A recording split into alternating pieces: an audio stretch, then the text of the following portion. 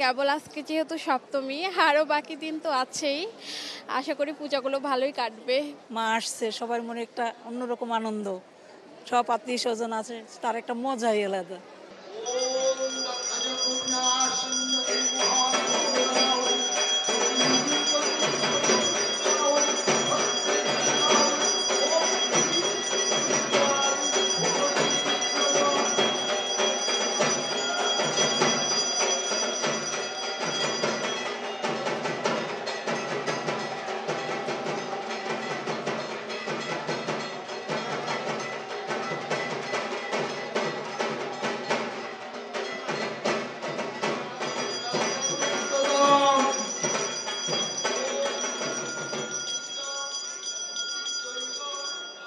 পূজা তো খুব ভালো কাটছে।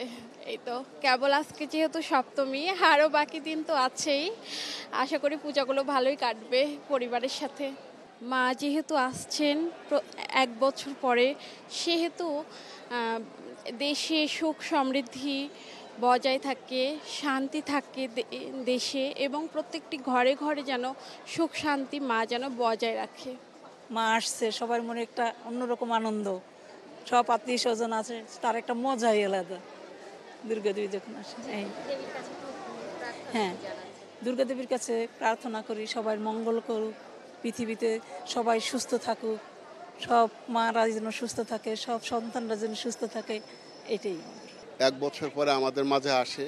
আমাদের কামনা, আমাদের প্রার্থনা, আমাদের পৃথিবী যেন সুন্দর চলে, অশুভ নাশ হয়, সুন্দরের আগমন ঘটে, আমরা যেন সবাই সুখে থাকি, শান্তিতে থাকি, এটাই আমাদের প্রত্যাশা।